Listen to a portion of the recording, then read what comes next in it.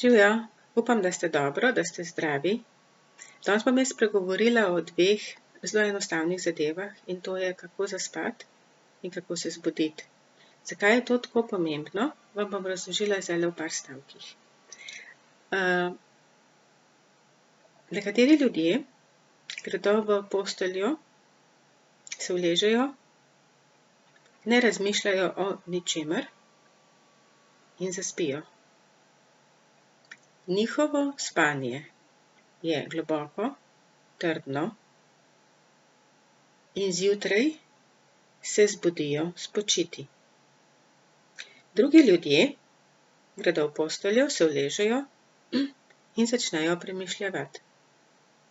Kaj morajo jutri narediti, kako morajo speljati službeni projekt, skrbi jih, kako bodo otroci v šoli, skrbi jih, kako bojo plačali položnice, skrbi jih, kaj bo rekel sosed, glede na to, da veje segajo čez ograjo, podoživljajo dogodke preteklega dne, kaj je kdo rekel, kaj ni rekel, zakaj sem tako odreagiral, zakaj nisem drugače naredil.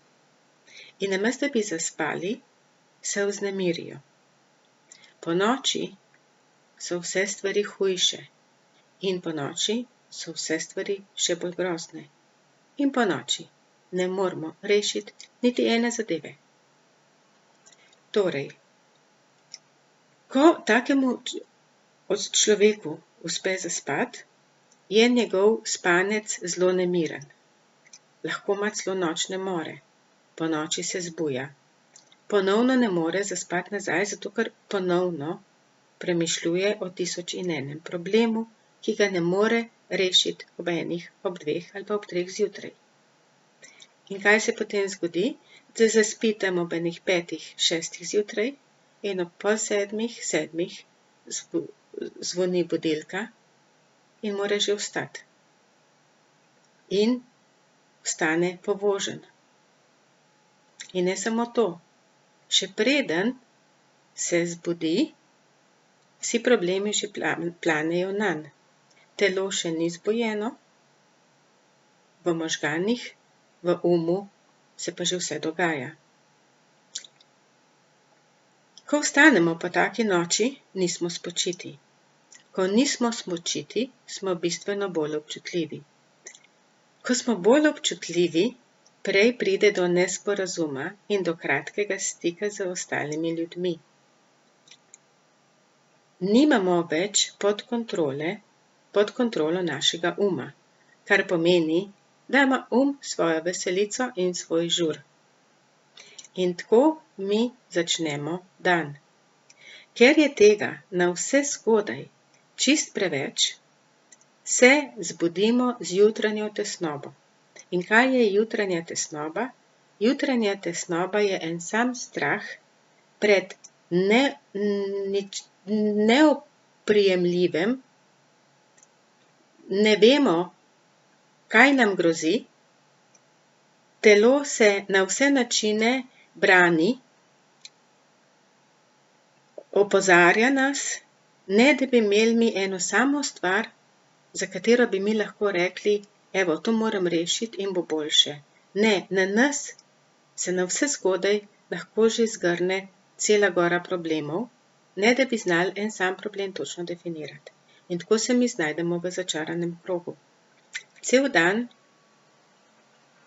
smo neprespani, tesnobni,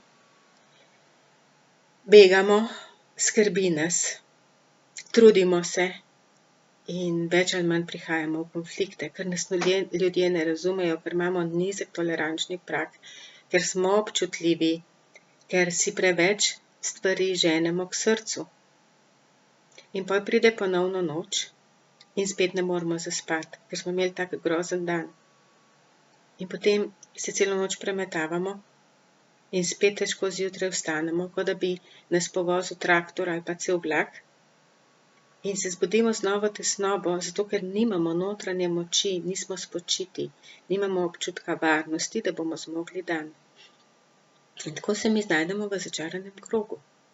In zdaj, kako pa lahko to spremenimo? Najbolj pomaga, Vsaj tako pravijo drugi. Če si zvečer rečete: Jana je rekla, da ne smem premišljevati o skrbeh. Glejte, od zjutraj, ko vstanete, do trenutka, ko se uležete v posteljo, ste dejavni. Delate, premišljujete, garate, razmišljate, iščete rešitve in ste mravljica. Od trenutka, ko se uležete v posteljo, vse spustite. Življenje je dvojnost. Kakor moramo na eni strani zelo delati, moramo na drugi strani znati spustiti. In ko se mi uležemo v posteljo, spustimo vse skrbi, spustimo vse probleme, spustimo vse finančne stiske, spustimo vse zoprne sodelavke, spustimo vse slabe stavke, ki smo jih čez dan slišali. Ponoči je čas za sanjarjenje. In ko se uležete v posteljo in če si sami ne dovolite, potem uporabite stavek.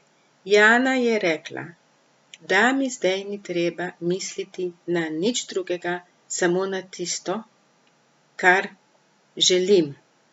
In želim misliti na prijetne stvari, želim misliti, kam bom šel na dopust, želim misliti, kako bom popravil hišo, želim misliti, kako bom igral harmoniko pod lipo, želim misliti, kako bom imel kmetijo z živalmi, ki bojo prosto tekale po posestvu, želim misliti, kako bom šel na Maldive, Sejšele, kamorkoli. Sanjarite, ponoči sanjarite, ko se uležete v posteljo, začnite sanjariti.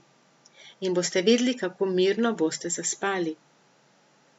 In ponoči se boste bistveno manj zbujali. In ker se boste bistveno manj zbujali, boste bistveno bolj spočiti. In ko se zjutraj zbudite, odprite oči in ne mislite na nič. Jana je rekla, da si lahko privoščim 15 minut, pol ure počasnega zbujanja. To pomeni, da se v postelji pretegnete, da počasi vstanete, da spijete čaj, kavo, karkoli vam že paše, da pojeste zajtrk, da stisnete otroke, da poljubite moža. In ko pojeste zajtrk in ko pridete iz kopalnice, si rečete, aha, zdajle jaz začnem delati. Kaj moram jaz danes narediti? In takrat je vaše telo že pripravljeno na dnevno akcijo. Ko se vi zjutraj zbudite v postelji, je telo zaspano. Vam pa štarta z 10.000 obrati na sekundo. In te dve stvari ne gresta skupaj. In zaradi tega pride večkrat do jutranje tesnobe. Se pravi, obremeni telo, ki še ni pripravljeno. In telo se odzove preprosto s strahom, s tesnobo, s stisko. In glede na to, da je zdaj veliko ljudi doma, da nimamo tako natempiranega urnika, si to lahko privoščimo. Dajte si privoščiti to, da ko greste spat, spustite vse skrbi, vse težave, vse, kaj je kdo rekel, sanjarite do jutra. In ko se zbudite, si vzemite 15 minut, 20 minut, pol ure, da prebudite svoje telo, da ga pretegnete, da začne funkcionirati. In takrat začnite sestavljati dan.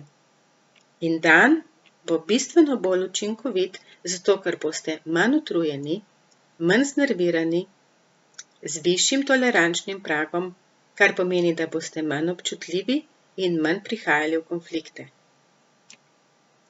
Dve zelo preprosti zadevi, ki vam zelo lahko spremenijo vaš dan. Hvala, da ste me poslušali do konca. Vesela bom, če se naročite na moj YouTube kanal. Upam, da vam bom znala v prihodnjih dneh povedati še kaj smiselnega in pametnega, predvsem pa enostavnega, in da mi napišete kakšen lep komentar. Hvala, ostanite zdravi in se kmalu vidimo. Čau, čau!